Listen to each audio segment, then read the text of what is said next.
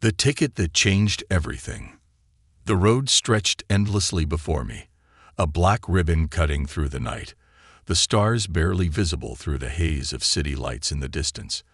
The hum of my car's engine was the only sound accompanying me, a rhythmic lullaby that almost made me forget the weight of the day pressing on my shoulders.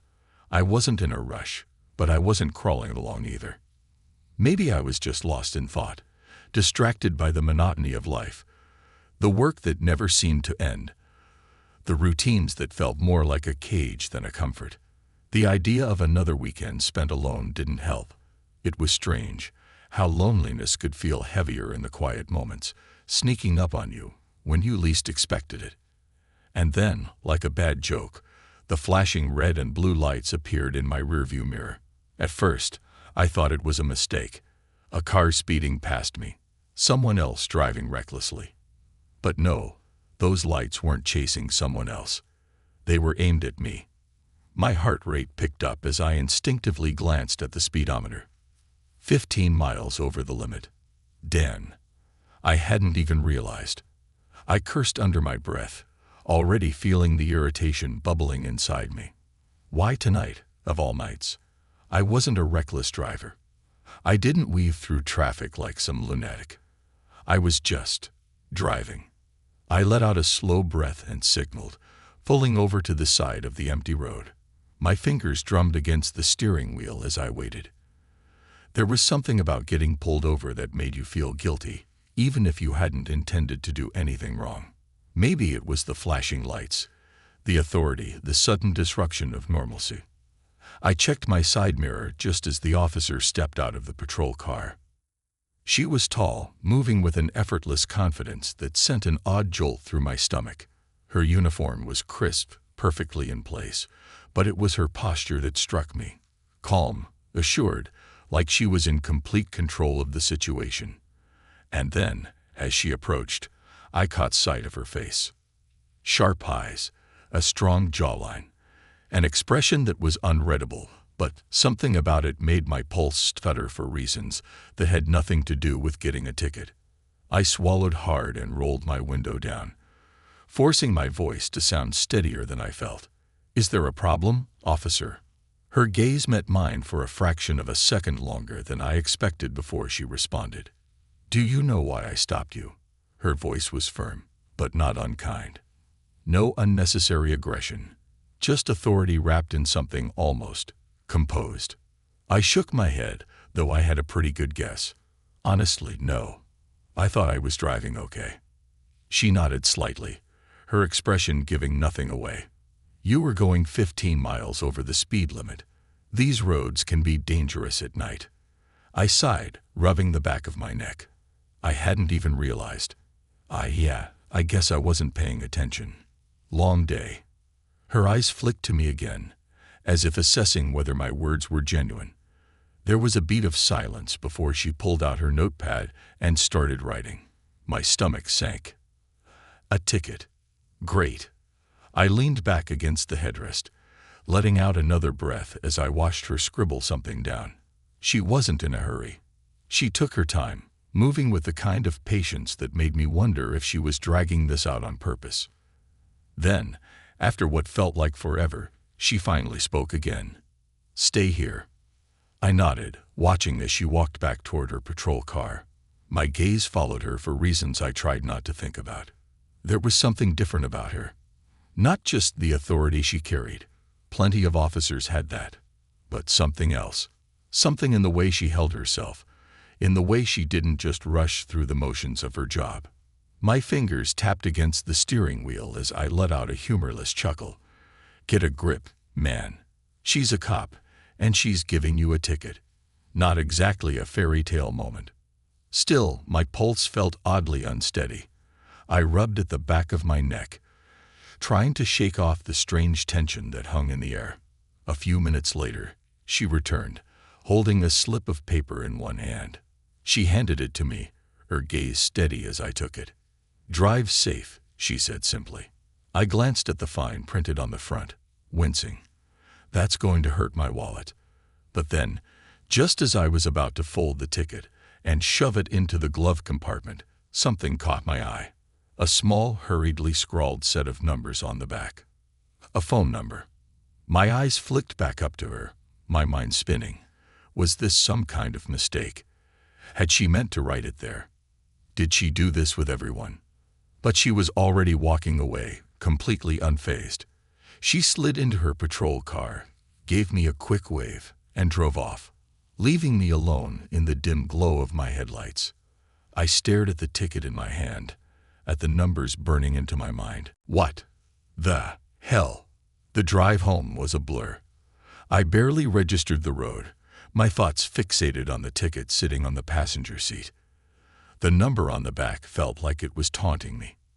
I pulled into my driveway and just sat there. The house was dark, quiet, the way it always was when I got home from work.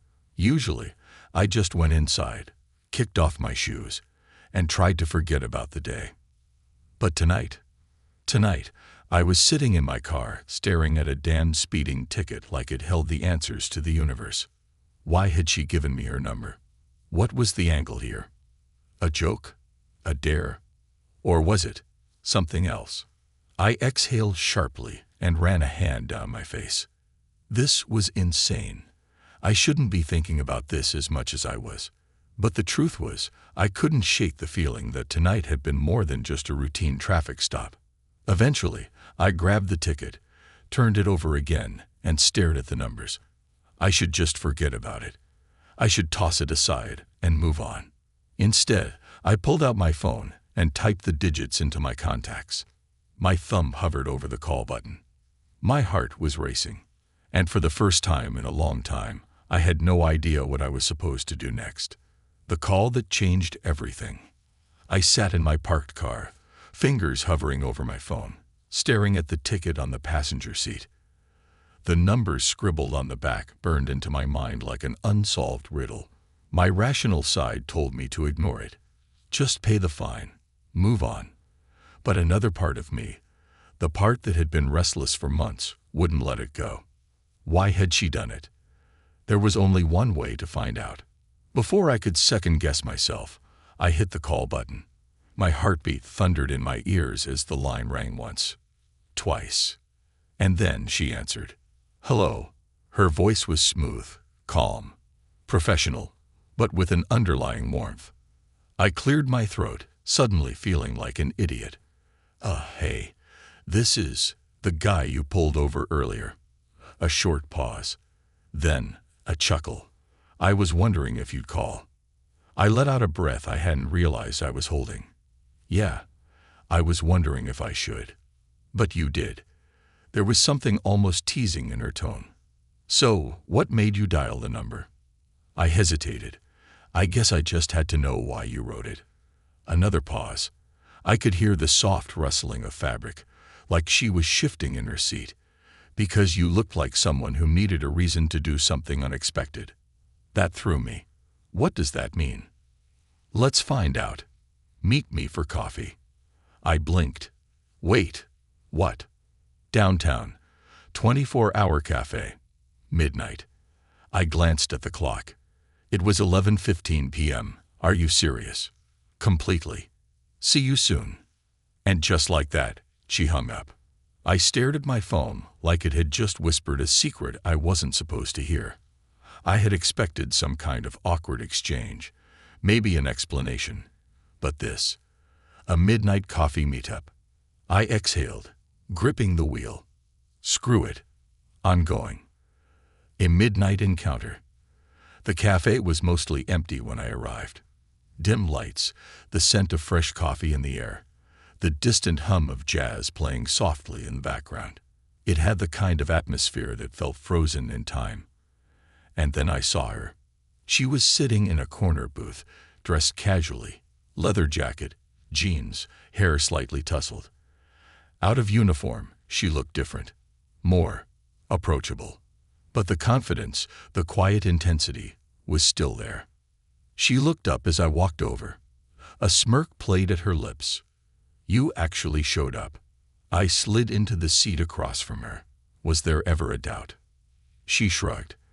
Most people hesitate when something unexpected happens, but not you. I chuckled. Trust me, I hesitated. But I had to know. Why me? She stirred her coffee thoughtfully.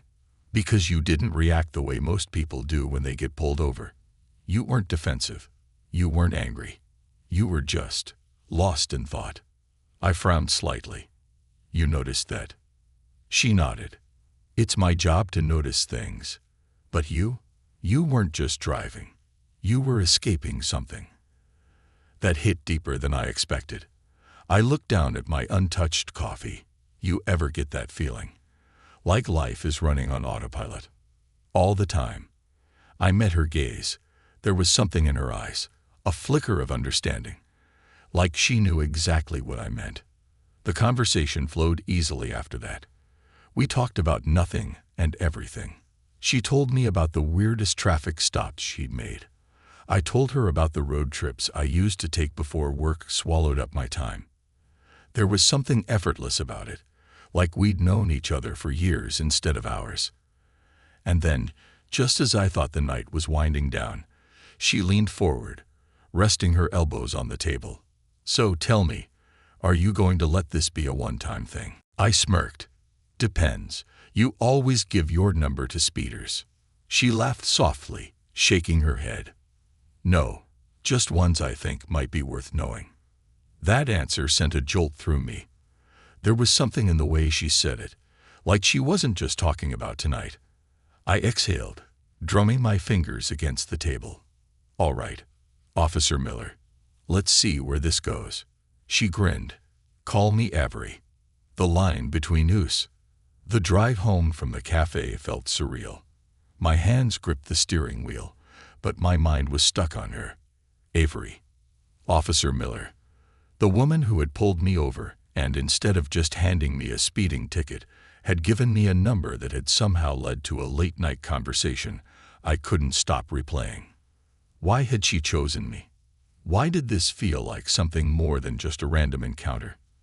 I had gone there expecting answers, but I had left with even more questions. And the worst part, I wasn't frustrated. I was intrigued. Somewhere in the back of my mind, a voice told me this was a bad idea. Cops and civilians didn't mix like this, not unless someone was getting arrested. But Avery, she didn't feel like just a cop. She felt like someone who understood me in a way I wasn't prepared for. I pulled into my driveway, shut off the engine, and let out a deep breath. My phone buzzed before I could even step out of the car. Avery. Still thinking about that coffee? I smirked. She didn't waste time. Me, still trying to figure out if this is a setup. Avery, you'll know when I slap the cuffs on you. For now, you're safe. Me, safe is boring. There was a pause. I imagined her sitting somewhere, reading my message, that smirk playing on her lips before she typed back. Avery. Good. Then let's keep this interesting. Unexpected invitations. Over the next few days, we texted. Not just simple, empty messages, but real conversations. The kind you have when you actually want to know someone, not just pastime. She told me about growing up in a small town before moving to the city, about how becoming a cop was never the plan but somehow became her reality. She had a dry sense of humor, sharp wit, and an intensity that made every conversation feel like it mattered. And I told her things I hadn't even told people I'd known for years. About my job, the parts of my life that felt like they were just going through the motions, about how I used to love road trips because they made me feel free. It was strange how easy it was. Then, 4 nights after our cafe meeting, she sent me another message. Avery, come to the shooting range with me. I blinked at my phone. Me, is that an invitation or a threat? Avery, depends on how good your aim is. I hesitated, staring at the screen. This was new territory. Coffee at midnight was one thing. Hanging out at a gun range with a cop, that was something else entirely. But the idea of saying no didn't even cross my mind. Shots fired. The shooting range was quiet when I arrived. Most people had already cleared out for the evening, leaving only a few stragglers at the far end. And then I saw her. Avery stood at one of the booths, wearing a fitted gray t-shirt and tactical pants, her hair pulled back in a casual ponytail. Even without the uniform, she had the same commanding presence, the kind that made you notice her the second you walked into a room. She glanced over her shoulder as I approached and smirked. "Didn't think you'd actually come." I shrugged, playing it cool. Didn't have any better offers. She handed me a pair of earmuffs and motioned toward the lane. "You ever fired a gun before?" I took the earmuffs, shaking my head. "Not really." "You?" She gave me a look. "Right. Stupid question." Avery picked up her gun, smoothly loaded a magazine, and aimed downrange. Bang, bang, bang. 3 perfect shots. Center mass. She lowered the gun, barely looking impressed with herself. "Your turn." I exhaled, stepping up to the line. The gun felt heavier than I expected. I squared my stance, aimed at the target, and pulled the trigger. The recoil jolted my arms. The shot landed nowhere near the center. Avery chuckled. "Not bad, if you were aiming for a different target." I shot her a look. I thought cops were supposed to encourage civilians. She smirked. "Not when they're this bad." I rolled my eyes and tried again. My second shot was better. Not great, but better. Avery stepped closer, just behind me. "Here," she murmured, her hands guiding mine into a better position. "Loosen up a little. Breathe out when you squeeze the trigger." Her fingers brushed against mine. I swallowed. Was it just me, or did the air feel different all of a sudden? I fired again. This time, I actually hit the center ring. She grinned. "Not bad. Speed racer." I smirked. "Speed racer? You were speeding when I met you, weren't you?" "Right. And here I thought you pulled me over because you liked me." Avery laughed softly. Maybe I did. My heart did a stupid little flip at that. Lines blur. After the shooting range, we grabbed a quick dinner at a diner nearby.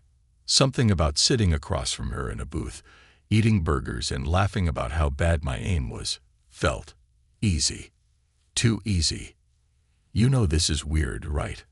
I said between bites. She raised an eyebrow. "What is?" "This. Us. A cop and a guy she pulled over, hanging out like we're old friends." Avery took a sip of her soda, considering. "Maybe. But I don't really care." I studied her. "You don't care about the rules." She smirked. "Not when they don't make sense." Her confidence was intoxicating. I shook my head, leaning back in my seat. "Your trouble, Officer Miller." She grinned. "You have no idea. And damn, if I didn't want to find out." The beginning of something dangerous. By the time I got home that night, I knew I was in trouble. Avery wasn't just some cop who'd given me a ticket. She was something else entirely. Something I wanted to chase. Something I knew I shouldn't chase. And yet, when my phone buzzed again just before I went to bed, I already knew who it was. Avery. "Had fun tonight." Me. "Even though I suck at shooting." Avery. "Especially because you suck at shooting." Me. "You're enjoying this, aren't you?" Avery. "Maybe." I stared at the screen, my heart pounding harder than it should have been. Me. "So what happens now?" Her response came almost instantly. Avery. "We find out how much trouble we can get into."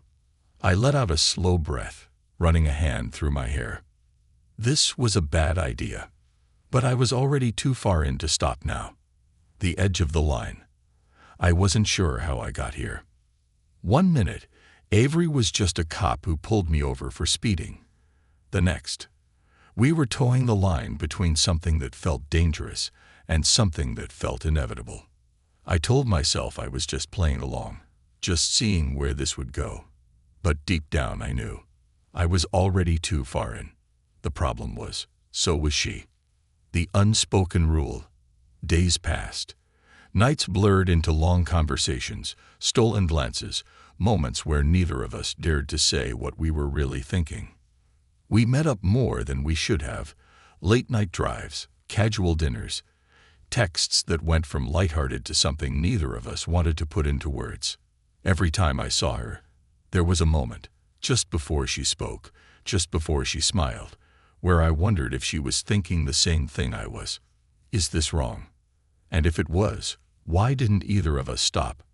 Then came the night everything nearly fell apart. A risk we shouldn't take. Avery had texted me earlier in the evening. Avery, meet me at the bar on 8th. Not a date, just drinks. Not a date. Right. I walked in, already knowing where she'd be. She always stood out. She was at the far end of the bar, leaning against the counter, sipping whiskey like she did this every night. She wasn't in uniform. Just her, just Avery. And damn if that didn't make it worse. I slid onto the stool next to her. So, not a date, huh? She smirked, taking another sip. Just two people getting drinks. Right. Like how we just happened to hang out at the shooting range. And the diner. And she held up a hand, cutting me off. Do you want the drink or not? I chuckled, signaling the bartender. All right, officer. Pour me whatever she's having. Avery raised an eyebrow. Whiskey? You sure you can handle it? I can handle a lot of things. Her eyes flicked to mine, and for a moment, neither of us spoke. There it was again, that line, the one we kept standing on, but never crossing. I took a sip of my drink, feeling the burn in my throat, and let out a slow breath.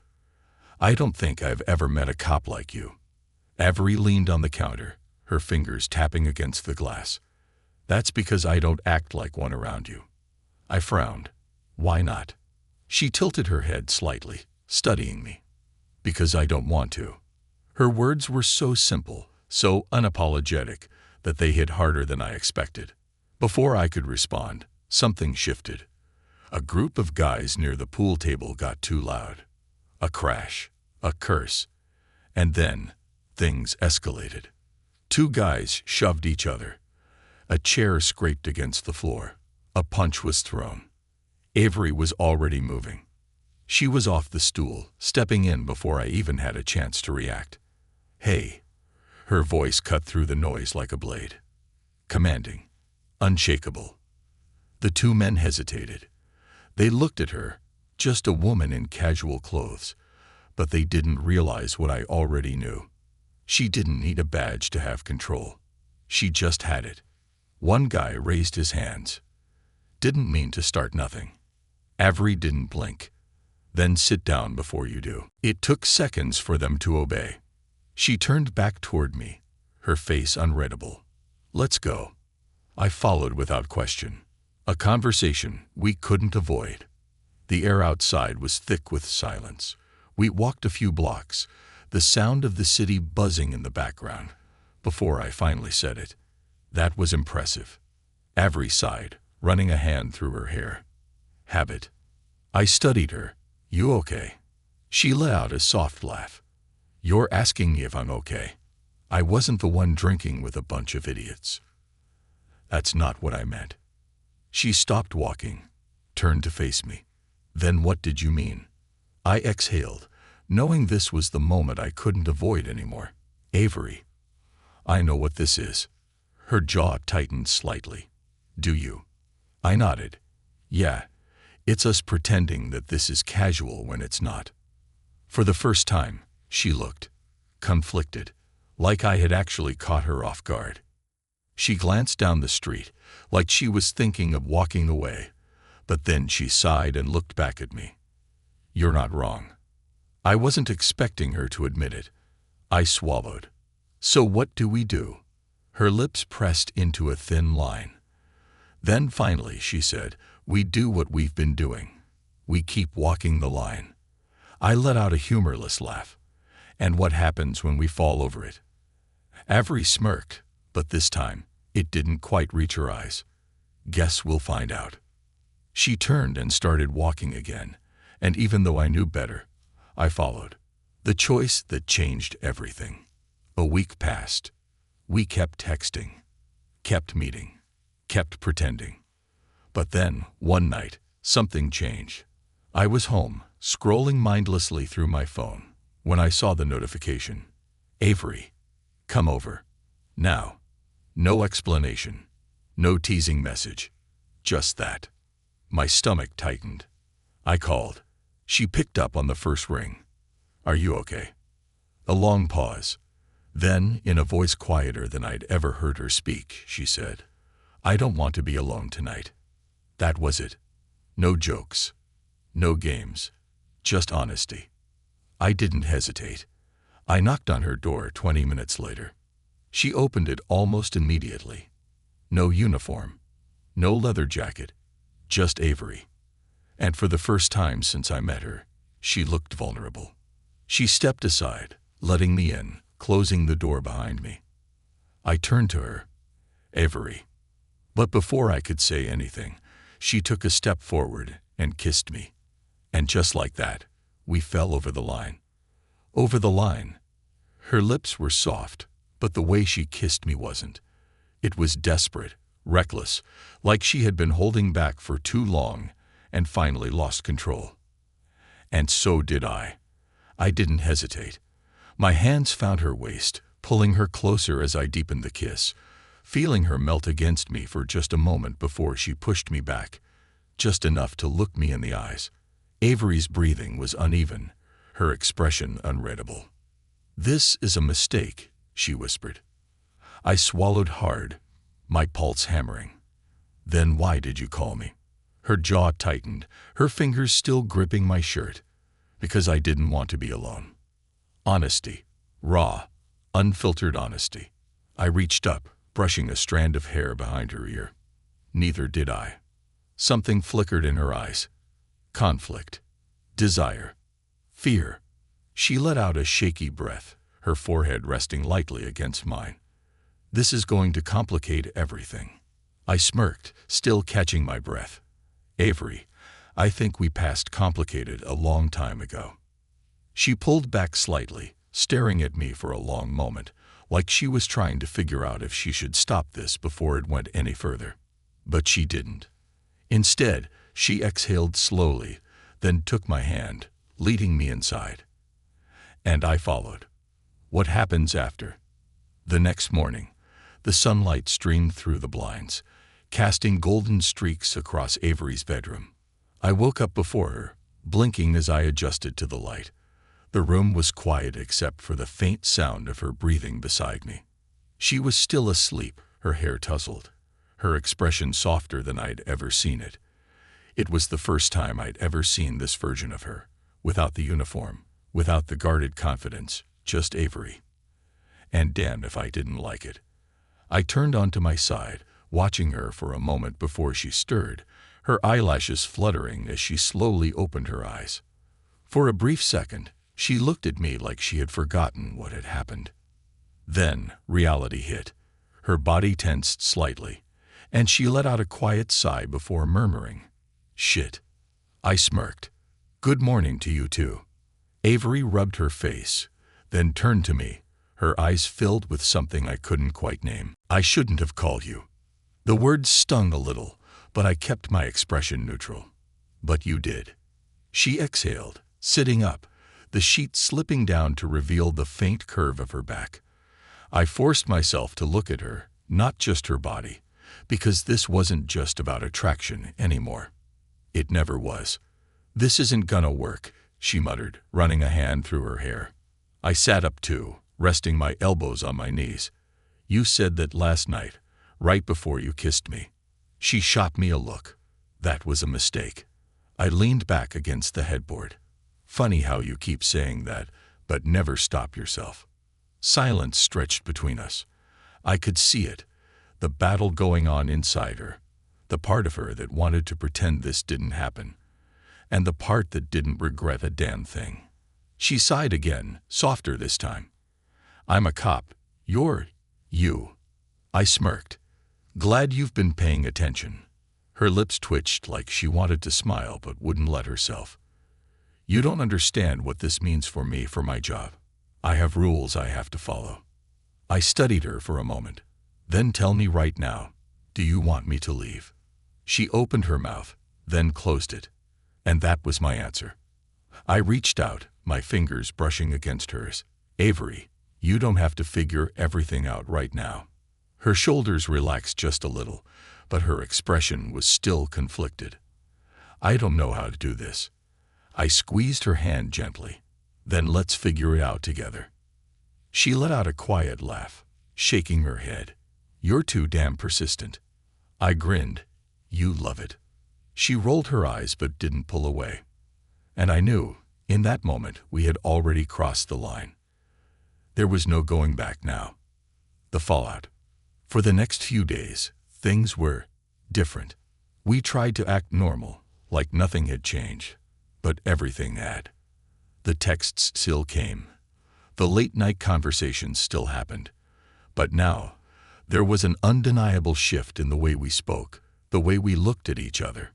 And then, the first real problem hit. Avery was at work.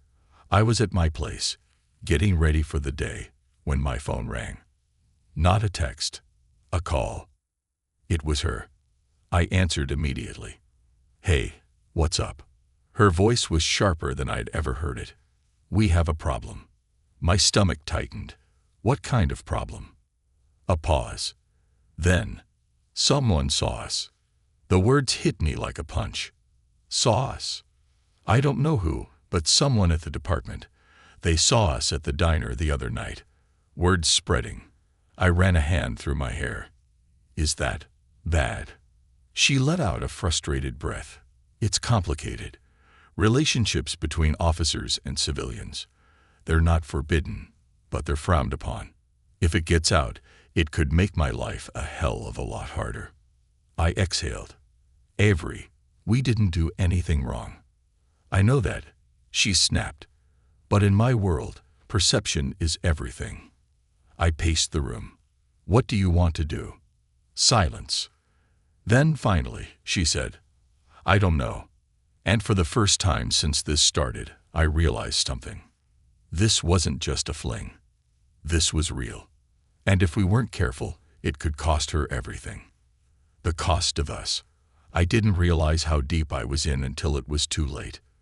When this started, it was a curiosity, a spark, a game we both played, flirting with the line we shouldn't cross, seeing how close we could get before we fell over the edge. But now, it was real. Too real. And I wasn't sure if either of us was ready for what that meant. The fire we started. Avery's words echoed in my head long after she hung up. Someone saw us. It wasn't a dramatic declaration, no shouting, no threats, just a fact. A fact that could ruin everything. I sat down hard on the edge of my bed, gripping my phone so tightly my knuckles turned white. I wanted to tell myself this wasn't a big deal. So what if someone saw us? We weren't doing anything illegal. We weren't hurting anyone. But this wasn't about right or wrong.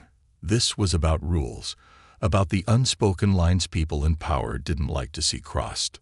A cop dating a civilian, especially one she pulled over. That was fuel for gossip. And in her world, gossip was dangerous. I exhaled and typed back a message. Me, we'll figure this out. She didn't respond for a long time. When she finally did, it was just one word. Avery. How? I didn't have an answer. The weight of secrets. For the next few days, we barely spoke. Not because we didn't want to, but because we both knew that the more we were seen together, the worse this would get. And yet, I couldn't stay away. Late one night, I drove past her apartment. I wasn't even planning to stop. I just wanted to be near her, to feel like this wasn't crumbling before it had even begun. But then, as I was about to turn away, I saw her standing by her window, looking at me. A long moment passed before she finally opened the door. She didn't say anything when I stepped inside. She didn't have to. She just grabbed me by the collar and kissed me like she had missed me, like she had been fighting this just as hard as I had.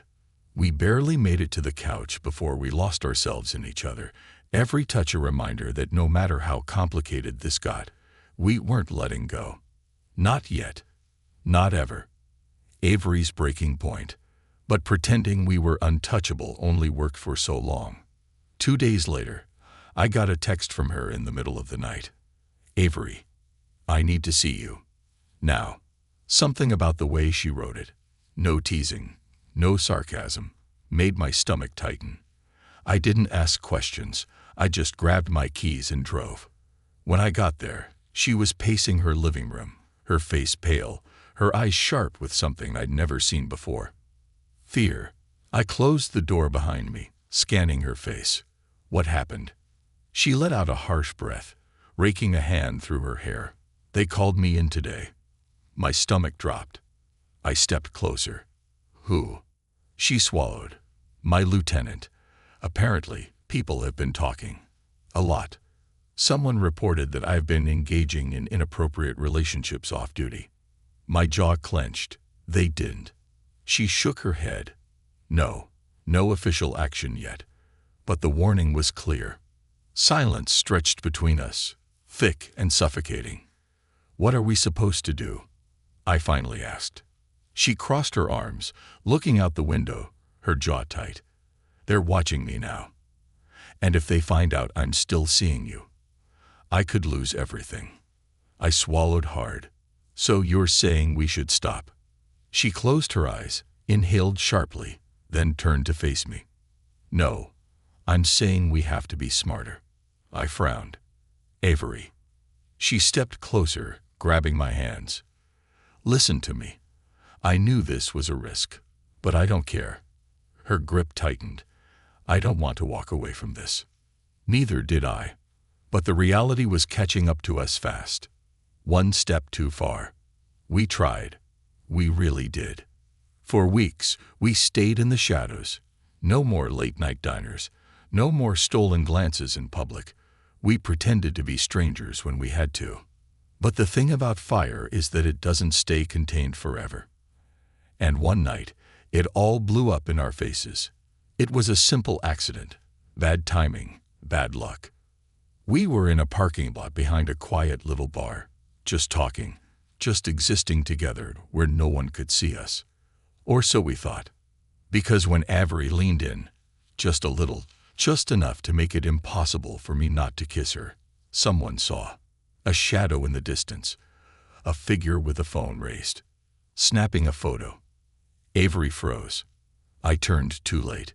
Whoever it was had already disappeared into the night. For a long moment, we just stood there, silent, knowing. This was it. We had been caught. The fallout. The next morning, it was everywhere. Not online, not in newspapers, but in the precinct. Whispers, stares, and then another call from her lieutenant. This time, it wasn't just a warning. Avery didn't tell me exactly what happened behind closed doors, but when she showed up at my door that night, her eyes tired and heavy, I knew.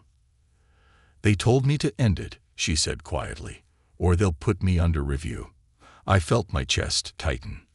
Avery. She looked at me, her expression unreadable. What do we do? I didn't have an answer. But I knew one thing. I wasn't letting her go. Not now. Not after everything. I stepped forward, cupping her face. We fight. Avery let out a shaky breath, leaning into my touch. I'm tired of fighting. Then let me fight for you. For a long moment, she didn't say anything. Then, finally, she whispered, "Okay." I kissed her, slow and deep, like it was the last thing I'd ever do. Because maybe it was. Because maybe the world wasn't going to let us have this. But I wasn't going down without a fight. And neither was she. Love or consequence. Everything was about to come crashing down. We had tried to walk the line, tried to stay careful, but now, we were at the breaking point. Avery had been given an ultimatum, end this, or risk everything. And me. I knew I should have told her to walk away, to save herself from the fallout. But I couldn't, and neither could she. The fallout begins. The morning after Avery showed up at my door, I woke up to an uneasy feeling settling in my chest. Something was coming. I had been checking my phone all morning, waiting for a text, a call, anything, but it was silent, too silent. And then, at exactly noon, my phone finally buzzed. Avery. They pulled me from active duty. I froze. Me? What? Avery. They said it's just temporary while they review the situation. Me? What does that even mean? A long pause. Then, a call. I answered immediately. Talk to me. Avery exhaled sharply on the other end. It means they're looking for a reason to make it permanent. I ran a hand through my hair. Can they do that? They can do anything if they spin it right, she muttered. They're treating it like I compromised my judgment. Like I'm some reckless rookie instead of someone who's done this job for years without a single damn mistake. My jaw tightened. Because of me. No. Her voice was sharp. Immediate. Don't do that. This is on them, not you. But it was me. And I had no idea how to fix it. The breaking point. I spent the rest of the day thinking, running over every possibility, every way this could go. There were only two choices now. We end this. We go our separate ways. Pretend this never happened, and Avery gets her life back. We don't, and we take whatever comes next, together. When Avery finally showed up at my door that night, I could tell she had been thinking about the same thing. She looked exhausted, worn down, like the weight of this was finally too much. She stepped inside without a word, closed the door, and leaned against it. For a long moment, she just stared at me. Then, she finally said it. I think we should stop. I felt my stomach drop. You don't mean that. She let out a quiet, humorless laugh. I don't. But I don't see another way. I hated how tired she sounded. How much this was already tearing her apart. So I made a decision. One I never thought I'd make. I stepped forward, took her hands in mine, and let her go. If this is what you need, I said, voice steady even as my heart cracked in two, then I won't fight you. Her fingers curled around mine, tight, desperate, before she forced herself to pull away. I saw the moment her walls slammed back into place, saw the goodbye in her eyes before she even spoke it. Then she turned, opened the door, and walked away. And I let her, living without her. The days after Avery left were quiet. Too quiet. I went through the motions, work, sleep, repeat, but nothing felt real anymore. She was everywhere. Every time I passed the diner, I saw her sitting across from me, laughing. Every time I heard a police siren in the distance, I thought about her, wondered if she was still fighting for her place in a world that didn't seem willing to fight for her. I tried to tell myself I had done the right thing, that letting her go had saved her, but I didn't feel like a hero. I felt like a coward. The choice that changed everything. 2 weeks. That's how long I lasted before I cracked. It happened late at night. I had been driving aimlessly, because staying still meant thinking about her, and I couldn't do that anymore. And then, before I even realized it, I was parked outside her apartment. Her light was on. I sat there, gripping the wheel, debating. I had no plan. I didn't even know what I would say. But I knew one thing. I couldn't keep living like this.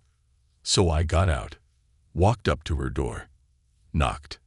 The door opened almost immediately. Avery stood there, barefoot, wearing an oversized sweatshirt and sweatpants.